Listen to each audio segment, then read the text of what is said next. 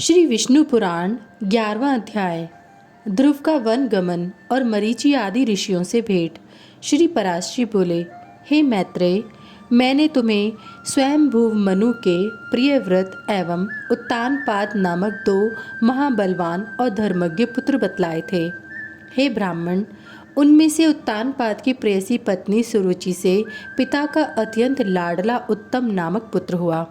हे द्विज, उस राजा की जो सुनीति नामक राजमहिषी थी, उसमें उसका विशेष प्रेम न था। उसका पुत्र ध्रुव हुआ। एक दिन राज सिंहासन पर बैठे हुए पिता की गोद में अपने भाई उत्तम को बैठा देख ध्रुव की इच्छा भी गोद में बैठने की हुई, किंतु राजा ने अपनी प्रेयसी सुरुचि के सामने गोद में चढ़ने के लिए उत्कंठित होकर प्रेमवश आए हुए उस पुत्र का आदर नहीं किया। अपनी सौत के पुत्र को गोद में चढ़ने के लिए उत्सुक और अपने पुत्र को गोद में बैठा देख सुरुचि इस प्रकार कहने लगी, अरे लल्ला, बिना मेरे पेट से उत्पन्न हुए किसी अन्य स्त्री का पुत्र होकर भी तू व्यर्थ क्यों ऐसा बड़ा मनोरथ करता है? तू अविवेकी है, इसलिए ऐसी अलभ्य उत्तमोत्तम वस्तु की इच्छा करता है। यह ठीक है कि तू भी इन्हीं राजा का पुत्र है, तथापि मैंने तो तुझे अपने गर्भ में धारण नहीं किया। समस्त चक्रवर्ती राजाओं का आश्रय रूप यह राज सिंहासन तो मेरे ही पुत्र के योग्य है। तू व्यर्थ क्यों अपने चित्त को संताप देता है? मेरे पुत्र के समान तुझे वृथा ही यह ऊंचा मनोरथ क्यों होता है? क्या तू नहीं जानता कि तेरा जन्म सुनीति से हुआ है?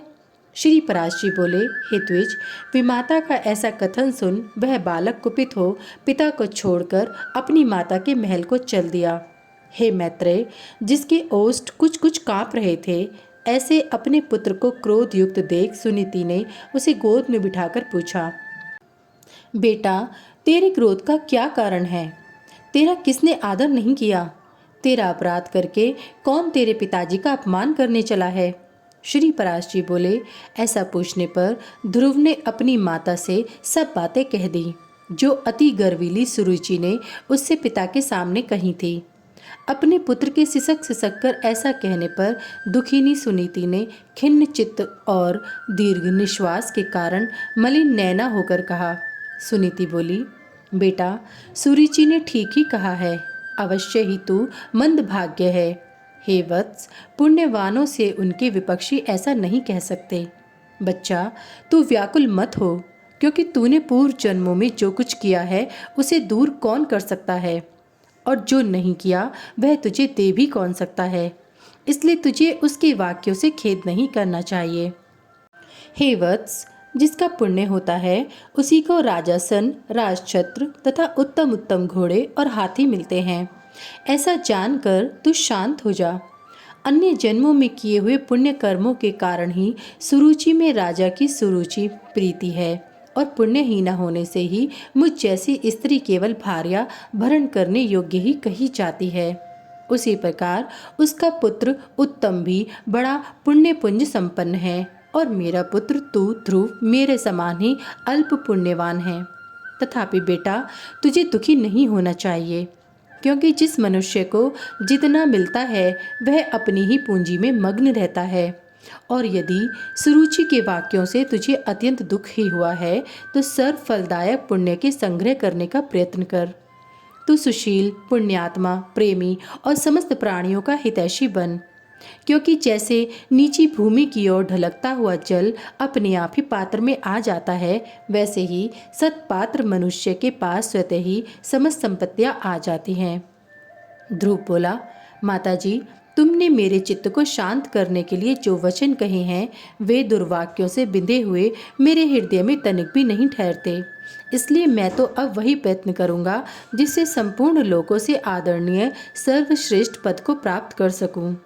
राजा की प्रेयसी तो अवश्य सुरुचि ही है, और मैंने उसके उदर से जन्म भी नहीं लिया। तथापि हे माता, अपने गर्भ में बड़े हुए मेरा प्रभाव भी तुम देखना।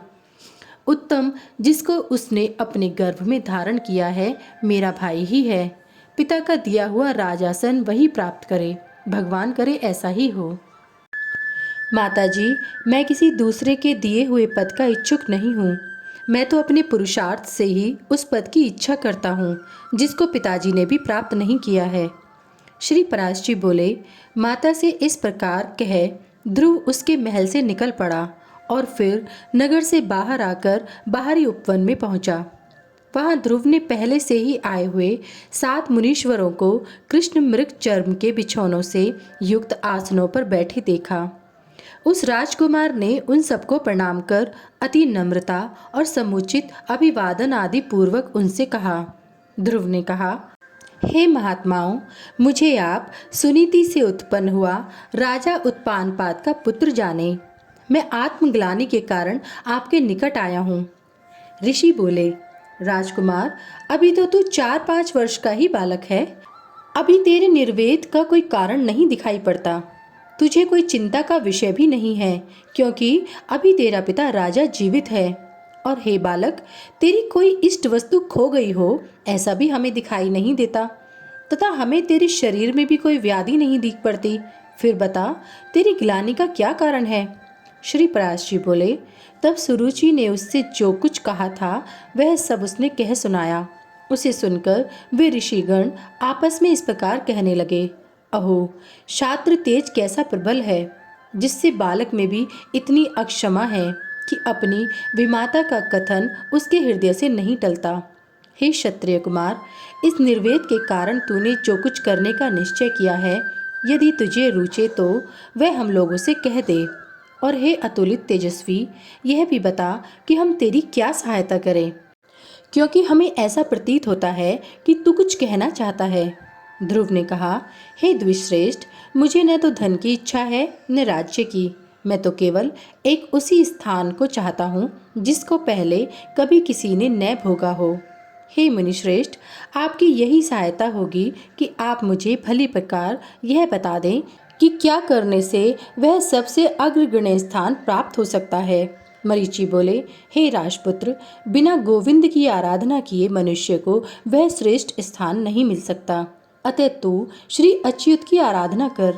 अत्रि बोले, जो परा प्रकृति आदि से भी परे हैं, वे परम पुरुष जनार्दन जिससे संतुष्ट होते हैं, उसी को वह अक्षयपद मिलता है। यह मैं सत्य सत्य कहता हूँ। अंगिरा बोले, यदि तू अग्र स्थान का इच्छुक है तो जिन अव्यात्मा अच्युत में यह संपूर्ण जगत ओतप्रोत है, उन गोविंद की ही आराधना कर। पुलिस से बोले, जो परब्रह्म, परम धाम और पर स्वरूप हैं, उन हरि की आराधना करने से मनुष्य अति दुर्लभ मोक्ष पद को भी प्राप्त कर लेता है। पुलह बोले, हे सुव्रत, जिन जगतपति की आराधना से इंद्र ने अत्युत्तम इंद्र पद प्राप्त किया है, तू उन यज्ञपति भगवान विष्णु की आराधना कर।